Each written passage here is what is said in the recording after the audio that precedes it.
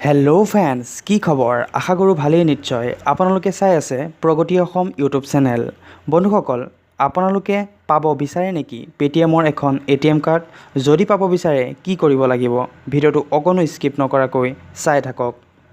বন্ধুসকল, আপোনালোকক যদি পেটিএমৰ এখন এটিএম কাৰ্ডৰ প্ৰয়োজন, তেন্তে আপোনালোকৰ পেটিএমত এটা একাউণ্ট থাকিব লাগিব।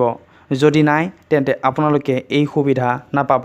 এতিয়া যাৰ পেটিএমত একাউণ্ট আছে আৰু এখন পেটিএমৰ এটিএম কাৰ্ড প্ৰয়োজন বুলি ভাবে, তেওঁলোকৰ কাৰণেহে এই ভিডিঅ'টো উপযোগী। আৰু এই প্ৰক্ৰিয়া বেছি কঠিনো নহয়। পেটিএমৰ এখন এটিএম কাৰ্ড পাবৰ বাবে আপোনালোকে আপোনালোকৰ মোবাইল বা যি ডিভাইচত পেটিএম ব্যৱহাৰ কৰি আছে তাত পেটিএম এপটো অ'পেন কৰি লওক। আৰু তাৰ পাছত একেবাৰে তললৈ যাওক। তাত কিছুমান home, shop, scan QR, bank, inbox বুলি অপশ্যন আছে। তাত বেংক অপশ্যনটো ক্লিক কৰি লওক আৰু আপোনাৰ পেটিএম বেংকৰ পাছৱৰ্ডটো মাৰি ভিতৰলৈ সোমাই যাওক। আপুনি এখন এটিএম কাৰ্ড দেখা পাব।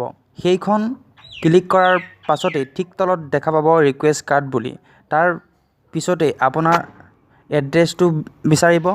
এড্ৰেছটো টাইপ কৰাৰ পাছত প্ৰচেছ টু পে' বুলি অপশ্যন আহিব আৰু আপোনাৰ একাউণ্টত 250 টকা থাকিব লাগিব।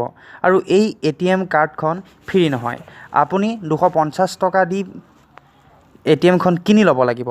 আগতে কম আছিল, 120 টকা, 125 টকা এনেকুৱা ধৰণৰ কিছুমান আছিল। কিন্তু যিমানেই ডিজিটেল পে'মেণ্টৰ ব্যৱহাৰ বাঢ়ি গৈছে, সিমানেই এই এনেকুৱা ধৰণৰ যিবিলাক মানে ডিজিটেল সেৱাৰ মূল্যবিলাক বাঢ়ি গৈ আছে।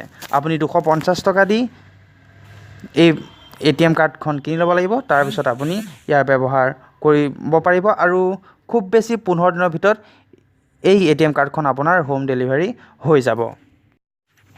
আশা কৰিছোঁ বুজি পালে। যদি ভিডিঅ'টো ভাল লাগিছে লাইক কৰক আৰু আপোনালোকৰ বন্ধু বান্ধৱীলৈ শ্বেয়াৰ কৰি দিয়ক, যাতে তেওঁলোকেও এখন এটিএমৰ পেটিএম কাৰ্ড ল'ব পাৰে, তাৰ ব্যৱহাৰ কৰিব পাৰে।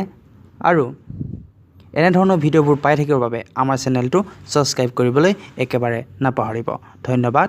জয় আই অসম।